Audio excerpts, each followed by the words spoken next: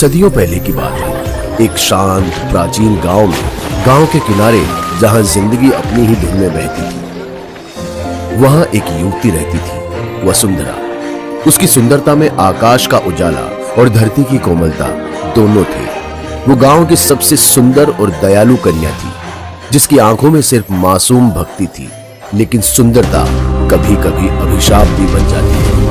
गांव का जमींदार एक लालची और वासना से भरा व्यक्ति वसुंधरा पर अपनी बुरी नजर गड़ाए बैठा था। उसने गांव वालों को डराकर कहा, वसुंधरा मेरी होगी, चाहे संसार कुछ भी कहे। गांव वाले खामोश थे और वसुंधरा अकेली पड़ गई थी। अमावस्या की एक काली रात, जब पूरा चांद आसमान में चमक रहा था, जमींदार उसे बलपूर्वक पकड़ने के लिए आया। वसुंधरा चीखती रही, पुकारती रही, लेकिन कोई उसकी मदद के लिए आगे नहीं आया। तभी आसमान अचानक बदल गया, बादल गरजने लगे, बिजली कड़कने लगी। वसुंधरा रोते हुए मंदिर के सामने घुटनों पर बैठ जाती है।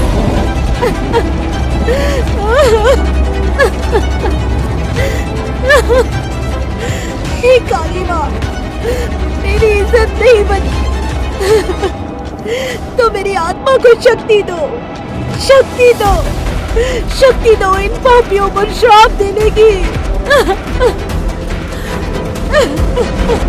उसकी पुकार सुनकर मां काली की मूर्ति की आंखें चमक उठी। बिजली वसुंधरा के शरीर में उतर गई, उसका चेहरा बदल गया, आंखें लाल हो गई और देह से अग्नि निकल पड़ी। उसने जमींदार की ओर देखा और उसकी आवाज गूंजने लगी, तुम सबने मेरी मासूमियत को ललकारा है, अब मेरी आत्मा अमर होगी। मैं अमावस्या की हर रात लौटूंगी और तुम्हारे वंशज की आत्माएं मेरी भूख बनेंगी। उसके शब्दों के साथ ही पूरा मंदिर हिल उठता है। जमींदार और उसके साथी वहीं तड़प तड़प कर मर जाते हैं। उस रात से वसुंधरा अब वसुंधरा नहीं रही, वो बन गई अमर यक्षिणी और उसका श्राप पीढ़ियों तक गूंजता रहा। शिवा दरवाजे पर खड़ा था, उसका पेंडेंट आग की तरह जल रहा था। भोला जमीन पर पड़ा था, उसका चेहरा पीला, आंखें सफेद हो रही थी। यक्षिणी हवा में झूल रही थी, उसकी परछाई दीवारों तक फैली हुई थी। दूर हट उससे! शिवा पेंडेंट को कसकर पकड़ता है और पेंडेंट की रोशनी पूरे कमरे में फैल जाती है। यक्षिणी गुस्से में गुर्राती है और उसकी आंखों में आग भड़क उठती है। वो अब मेरा है, तेरी आवाज मेरी भूख नहीं रोक सकती।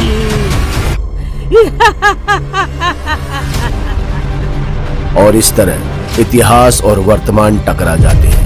एक भाई श्राप की गिरफ्त में और दूसरा उसके विरुद्ध ढाल बनकर खड़ा था। शिवा पेंडेंट पकड़कर मंत्र पढ़ने लगता है। शिवा के मंत्रों की शक्ति से कमरे में रोशनी फैलने लगती है और यक्षिणी चीखते हुए पीछे हटती है। उसका चेहरा पल पल बदल रहा था, कभी सुंदर अक्षिका तो कभी भयानक राक्षसी। भोला दर्द से तड़प रहा था, उसकी छाती पर काले निशान उभरने लगे थे। भाई बचा ले, भाई बचा ले। यक्षिणी धुएं के रूप में बदलकर भोला के शरीर में घुसने की कोशिश करती है। भोला की आंखें लाल हो जाती है और वो अचानक यक्षिणी की हंसी में हंसने लगता है। अब ये शरीर मेरा है, भाई, भाई का खून देना है। शिवा कांपते हुए पीछे हटता है, लेकिन तुरंत पेंडेंट पकड़कर मंत्र पढ़ने लगता है। तू श्राप है, लेकिन मैं वचन हूँ, मैं भाई को छुड़ा कर ही रहूंगा। शिवा पेंडेंट भोला की ओर फेंकता है। पेंडेंट सीधा भोला की छाती पर गिरता है और चमकने लगता है। भोला जोर से बिलखने लगता है।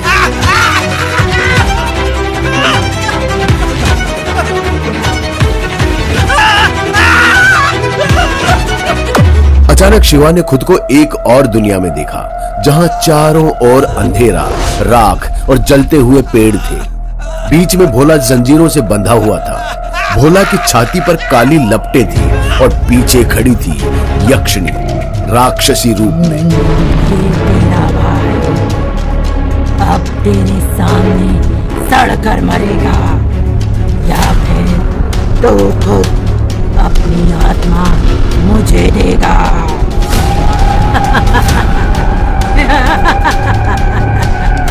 शिवा ये दृश्य देखकर असमंजस में पड़ गया। और अपने घुटनों पर बैठ गया। उसकी आंखें नम थी लेकिन चेहरा कठोर था। मेरा खून, मेरा भाई, अगर श्राप यही चाहता है तो मैं अपनी आत्मा भी दे दूंगा।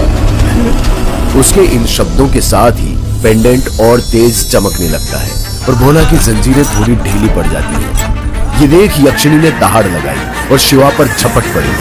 उसके नाखून से बिजली जैसी चिंगारियां निकलने लगी और उसकी आंखों में लाल रोशनी और भड़क उठी। उसने हंसते हुए कहा, तेरा खून मेरे श्राप को अमर कर देगा।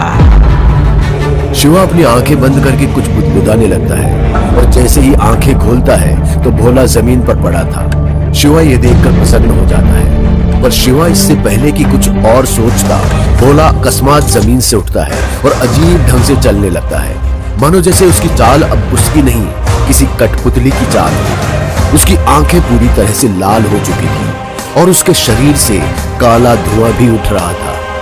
भोला शिवा को देखकर मुस्कुराता है। अब मैं तेरा भाई नहीं, तेरा अंत भी हूँ। भोला जोर जोर से दीवार पर मुक्के मारता है और दीवार में दरार पड़ जाती है। भोला पागलों की तरह शिवा पर हमला करता है। उसकी ताकत इंसानी नहीं, एक शैतान के बराबर हो जाती है। दरवाजे, कुर्सियां सब हवा में उड़ने लगते हैं। शिवा पेंडेंट पकड़कर उसे काबू में करने की कोशिश करता है, लेकिन इस बार यक्षिणी का कब्जा और मजबूत था। भोला की आवाज बदलती रहती है, कभी उसकी खुद की, कभी यक्षिणी की, तो कभी दोनों की एक साथ। भाई, भाई मुझे बचा ले या फिर मुझे खत्म कर दे। तभी अचानक हवेली का दरवाजा अपने आप खुल जाता है और एक तेज हवा का झोंका अंदर आता है। शिवा दरवाजे की ओर देखता है तो वहां सामने एक साधु खड़ा हुआ था, जिसकी लंबी जटाएं, राख लिपटा हुआ शरीर और हाथ में त्रिशूल और कमंडल था। उसकी आंखें चमक रही थी। उसने गंभीर आवाज में कहा, बस ये खेल यही रुकेगा। तू मुझे रोक नहीं सकता। ये श्राप तेरे जन्म से पहले का है। साधु त्रिशूल जमीन पर मारता है और फर्श पर एक मंत्र मंडल बन जाता है। श्राप है, पर हर श्राप का समाधान भी होता है। तू शक्ति है, पर शक्ति कभी अधर्म की दासी नहीं बन सकती। कभी कभी अंधकार को मिटाने के लिए सिर्फ रोशनी नहीं, बलिदान की भी जरूरत होती है। उस रात हवेली में रोशनी और अंधकार आमने सामने खड़े थे। भोला मंत्रमंडल की माया से जमीन पर गिरता है। उसके शरीर पर प्राचीन लिपि जैसे काले चिन्ह उभरने लगते हैं। साधु मंत्र पढ़ना शुरू करता है। उसकी आवाज गूंजती है, ओम श्रोम कालिकालिकाय नमः, ओम रिंग रिंग अंबिकाय नमः। यक्षिणी मंत्र की गूंज सुनकर जोरों से चीखने लगती है। उसकी परछाई दीवारों पर फैल जाती है और अचानक शिवा की ओर बढ़ने लगती है। साधु मंत्र पढ़ते पढ़ते रुक जाता है। उसका चेहरा बदल जाता है। धीरे धीरे वो शिवा की ओर देखता है और कहता है, शिवा, ये श्राप तेरे परिवार से जुड़ा है। तेरा खून ही इसकी चाबी है। शिवा स्तब्ध था। भोला कांप रहा था। यक्षिणी की हंसी फिर गूंजती है।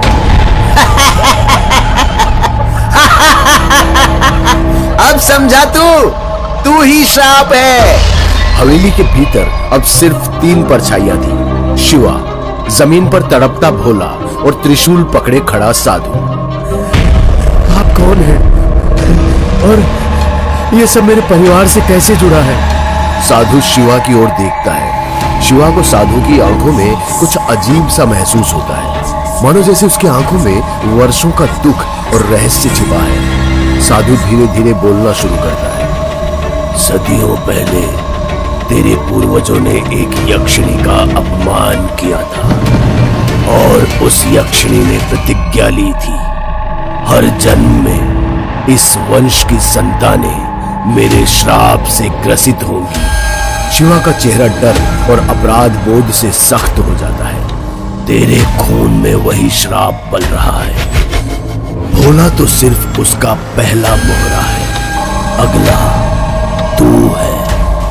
अचानक हवेली की दीवारें पारदर्शी हो जाती हैं। शिवा को एक प्राचीन काल का दृश्य दिखाई पड़ता है, जहां जंगल में एक जमींदार यक्षिणी को पकड़ने की कोशिश करता है। जमींदार उसे बलपूर्वक पकड़कर ले जाता है, लेकिन वो श्राप देते हुए हंसती है। तुम्हारा वंश हर पीढ़ी में मेरे नाम से कांपेगा। तुम्हारा रक्त ही मेरे लिए अमृत का द्वार होगा। शिवा पसीने से भीगा हुआ साधु की ओर देखता है। तो इस श्राप से मुक्ति कैसे महात्मा? वत्स, हर श्राप को तोड़ने के लिए बलिदान चाहिए।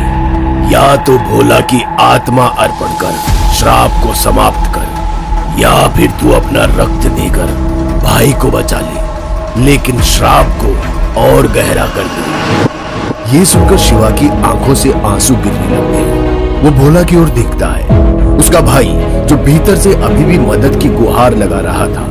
भाई, मुझे बचा ले या मुझे खत्म कर दे। नहीं, कोई और रास्ता होगा। मैं उसे मार नहीं सकता। श्राप और दया साथ नहीं रहते वत्स, तुझे चुनना होगा। उस रात शिवा को अपने भाई और श्राप के बीच से कोई एक चुनना था, लेकिन जो चुनाव वो करेगा वही उसका भाग्य तय करेगा। शिवा जमीन पर बैठा साधु की ओर देखता है। नहीं, मैं भोला को नहीं मारूंगा और ना ही श्राप को और गहरा करूंगा। कोई तो रास्ता होगा, जरूर होगा। वत्स, तीसरे रास्ते की तलाश मौत से भी भयंकर हो सकती है। अचानक फुसफुसाहटों से कमरा भर जाता है, जैसे कि दीवारें बोल रही हों। रास्ता है, लेकिन वो मौत से भी भयानक है। रास्ता है, लेकिन वो मौत से भी भयानक है। तीसरा रास्ता तू जानना चाहता है? तो सुन, या तो तू मुझे अपना बना ले, या मैं तेरे भाई को हमेशा के लिए अपना बना लूंगी। ये सुनकर शिवा का दिल तेजी से धड़कने लगता है। उसकी नजर साधु पर जाती है। ये झूठ नहीं है वत्स। अगर तू उसका वरण कर ले, उसका साथी बन जाए, तो श्राप तुझ पर नहीं गिरेगा, लेकिन तब तेरी आत्मा हमेशा हमेशा के लिए उसकी दासी बन जाएगी। यक्षिणी की परछाई अब एक सुंदर मोहक स्त्री का रूप ले लेती है, लेकिन उसकी आंखों में अभी भी सिर्फ अंधकार होता है। वो धीरे धीरे शिवा की ओर बढ़ती है। सोच ले शिवा, भाई को बचाना है तो मुझे अपना ले। मैं तुझे वो शक्ति दूंगी जो किसी इंसान के पास नहीं है। शिवा पसीने से तरबतर कांप रहा था। वो पेंडेंट को कसकर पकड़ लेता है। अचानक हवेली जोर से कांपने लगती है। खिड़कियां अपने आप बंद हो जाती हैं। भोला जंजीरों में छटपटाता है। उसकी चीख हवेली को हिला देती है। समय खत्म हो रहा है शिवा, या तो मुझे चुन या अपने भाई को मरते हुए देख। शिवा जमीन पर गिर पड़ता है। उसकी आंखें बंद होने लगती है। वो पेंडेंट हाथ में पकड़े कुछ बुदबुदाता है। भगवान, भगवान, रास्ता दिखाओ भगवान। अचानक पेंडेंट से हल्की सी नीली रोशनी निकलती है। ये तो वही है जिसका इंतजार सदियों से था। पेंडेंट से निकली नीली रोशनी अब पूरे कमरे को रोशन कर देती है। साधु ये नजारा देखकर स्तब्ध हो जाता है। उसके चेहरे पर वर्षों बाद एक आशा की झलक चमक उठती है। ये कोई साधारण ताबीज नहीं है। ये वही दिव्य चिन्ह है जिसे देवताओं ने यक्षिणी के श्राप को बांधने के लिए रचा था।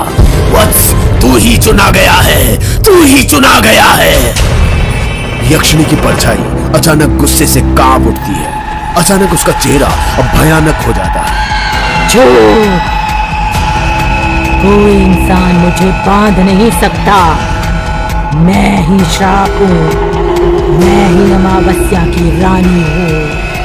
यक्षिणी चीखने लगती है और हवेली का हर शीशा चटकने लगता है। भोला की देह भी जंजीरों में ऐंठने लगती है। शिवा कांपते हाथों से पेंडेंट उठाता है। उसकी आंखों से आंसू बह रहे हैं, लेकिन दिल में अब डर से ज्यादा दृढ़ता थी। जैसे ही वो पेंडेंट को कसकर पकड़ता है, उसमें से मंत्रोच्चार जैसी आवाजें आने लगती हैं।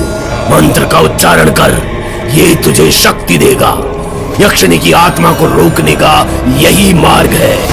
यक्षिणी पूरी ताकत से सामने आ जाती है। अब वो भोला के शरीर में सीमित नहीं है, बल्कि हवेली भर में फैल चुकी है। परछाइयां दीवारों से निकलकर शिवा पर हमला करती है। फर्श से हड्डियों जैसी उंगलियां बाहर आती हैं और शिवा के पैरों को जकड़ लेती है। तुम मेरा खेल बिगाड़ नहीं सकता। मैं तुझे और तेरे वंश को मिटा दूंगी। शिवा पेंडेंट को ऊंचा उठा देता है। उसकी रोशनी और तेज हो जाती है और साधु की मदद से मंत्रोच्चार करना शुरू कर देता है। ओम त्र्यंबकं यजामहे सुगंधिं पुष्टिवर्धनम् उर्वारुकमिव बंधना मृत्युर्मुक्षीयमामृता। हवा कांप उठती है। यक्षिणी की चीख हवेली के हर कोने में गूंजने लगती है। हर श्राप को तोड़ने के लिए सिर्फ बलिदान ही नहीं, बल्कि साहस और विश्वास चाहिए।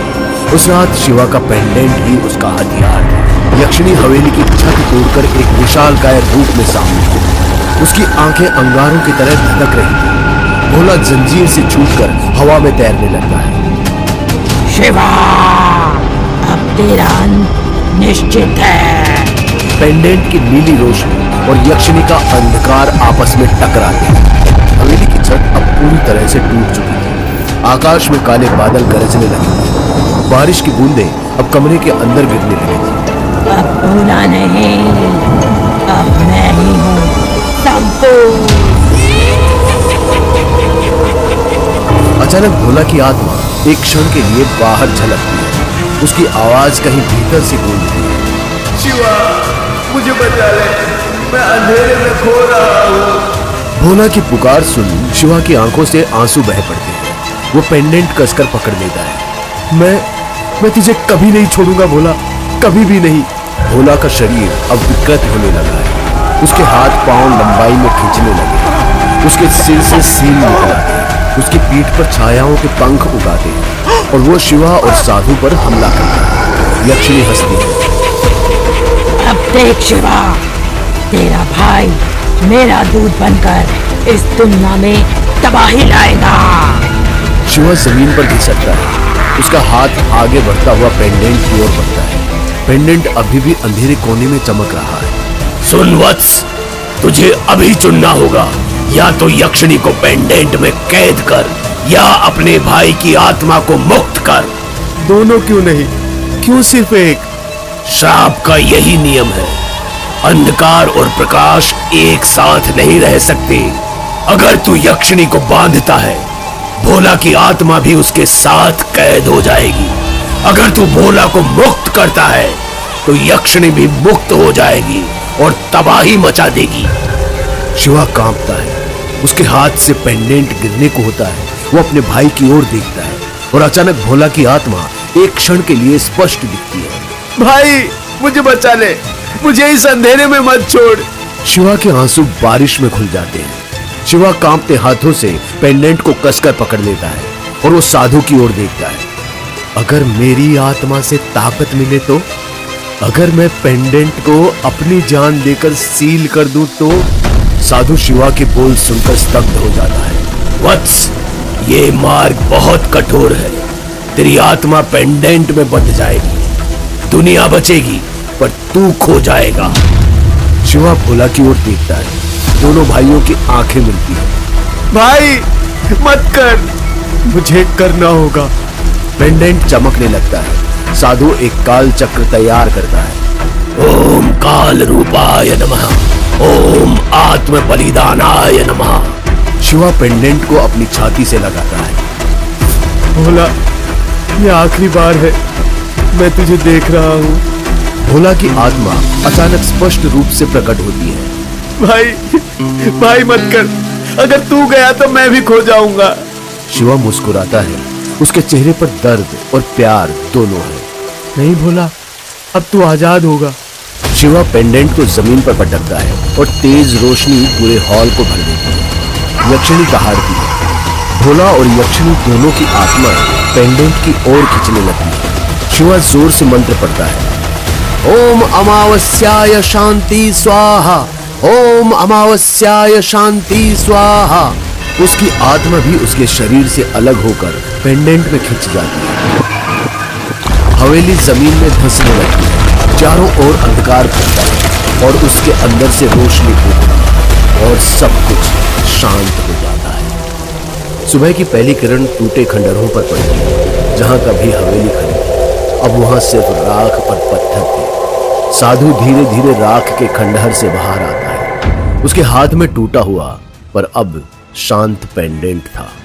वह आसमान की ओर देखता है और आंसू बहाता है। 2 आत्माएं, एक बलिदान। ये अमावस्या अब शांति बन गई। हर श्राप एक बलिदान मांगता है और कभी कभी बलिदान देने वाला गुमनाम रह जाता है। शिवा और भोला की कहानी गांवों की यादों में खो गई, पर हर अमावस्या की रात जब हवा अजीब तरीके से बहती है तो लगता है जैसे कहीं कोई भाई अपने भाई को पुकार रहा।